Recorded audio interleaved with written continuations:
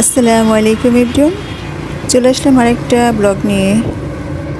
আজকে আমি আপনাদের একটা সুন্দর একটা জায়গায় নিয়ে যাব। আর যদি যেতে চান আমার সাথে, তাহলে আমার পুরো ভিডিও আমার সাথে দেখতে হবে।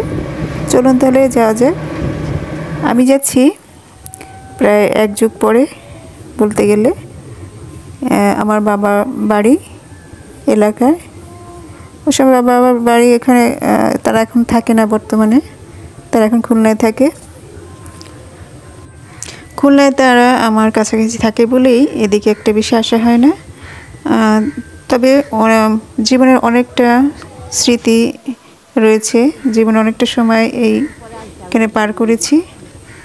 তা খুলনা থেকে রওনা হয়ে বাগেরহাট আসতে হয়, বাগেরহাট থেকে আবার একটা বাস চেঞ্জ করে তারপরে মোড়লগঞ্জ এখানে আসতে হয়। আমরা মোড়লগঞ্জের এপারে রয়েছি, এখানে একটা নদী আছে বড়। সে নদীটা আপনি ফেরি দিয়ে পার হতে পারেন বা ট্রলারে পার হতে পারেন। আমরা ট্রলারের জন্য ওয়েট করতেছিলাম। হঠাৎ করে আমার চোখে পড়লো এরকম একটা দৃশ্য, খুব সুন্দর লাগলো দেখতে। এক বুড়া বৃদ্ধ চাচা, সে দেখুন কিভাবে একা একা রান্না করে খাচ্ছে। আসলে বিষয়টা দেখতে সুন্দর, কিন্তু আসলে খুবই কষ্টদায়ক যে বৃদ্ধ বয়সে তাদের এই অবস্থা। যাই হোক, আমরা ট্রলারের জন্য ওয়েট করতেছিলাম। আর ওই যে দেখতেছেন যে ফেরি, হ্যাঁ ফেরি দিয়ে এখান থেকে গাড়ি এপারে নিয়ে যাওয়া হয় ফেরি থেকে করে। এখানে মানুষও যাতায়াত আসা যাওয়া করতে পারে, কিন্তু আমরা ট্রলারে যাব নদীর উপর। তো ট্রলার দাঁড়িয়ে ছিল এবং লোকজন আসার জন্য ওয়েট করতেছিল। এদিকে আকাশের অবস্থা খুব মেঘলা, মেঘের ফাঁক থেকে সূর্য উঁকি দিচ্ছে এবং দেখুন প্রকৃতি কীরকম দেখাচ্ছে সেই আলোতে। যাই হোক, লোকজন যখন সব ট্রলার ভরে গেল, তারপরে তারা ট্রলার ছেড়ে দিল। আসলে নদী পাড়টা আমার খুবই ভয় লাগে, আমার ট্রলার নৌকা এসব চড়তে আমার ভয় লাগে, যেহেতু আমি সাঁতারও জানি না। যাই হোক, সবাই ওঠার পরে ট্রলারটা ছেড়ে দিল। আর আকাশে মেঘ হয়ে আসছে, হয়তো বা যে কোনো সময় বৃষ্টিও নামতে পারে। সর্বোপরি ট্রলার ছেড়ে দেখুন নদীর অবস্থা। নদীটা আস্তে আস্তে দিন দিন অনেক বড় হয়ে যাচ্ছে, একসময় ছোট ছিল। তারপরে ট্রলার ছেড়ে দিল, দেখুন পানির কি স্রোত। এসব স্রোত দেখতেও আমার অনেকটা ভয় লাগে, পানির দিক তাকালে ভয় লাগে। কিছু সময় পরে ট্রলারটা ওপারে গেল। তারপরে আমরা ট্রলার থেকে নেমে সে বাবার যে বাসা, সেখানে আমরা যাচ্ছিলাম। মূলত একসময় আমরা সবাই ওইখানে থাকতাম, কিন্তু বর্তমানে আমরা সবাই এখন খুলনাতে থাকি, তাই এখানে একটা আসা হয় না।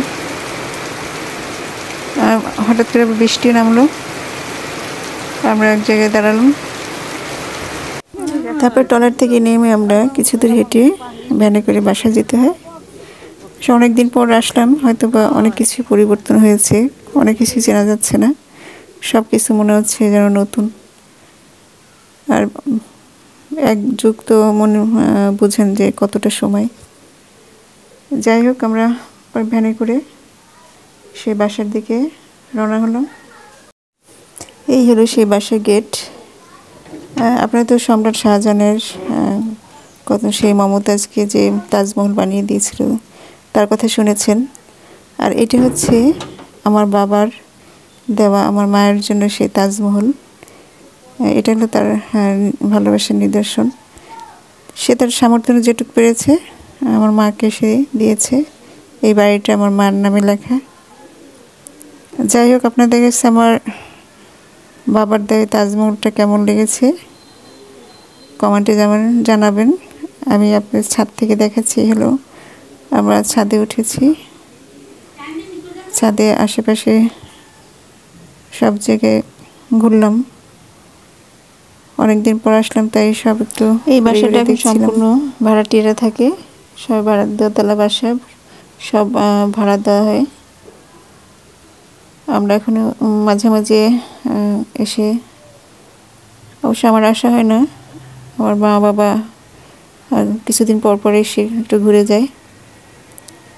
তাদের জন্য আলাদা একটা রুম রাখা হয়েছে এখানে। আমি আপনাদের সম্পূর্ণটা ঘুরে দেখালাম। তারপরে আমরা চলে গেলাম এক রিলেটিভের বাসায়। সেখানে আমাদের খাওয়া দাওয়ার ব্যবস্থা করা হয়েছে। খাওয়া দাওয়া সেরে রাতটুকু সেই বাসায় থেকেছিলাম এবং পরদিন সকালে আবার খুলনার উদ্দেশ্যে রওনা হলাম। ভিডিওটি আপনাদের কাছে কেমন লাগলো অবশ্যই জানাবেন কমেন্টে। সবাই ভালো থাকুন, সুস্থ থাকুন। আজকে এই পর্যন্তই। আল্লাহ হাফেজ।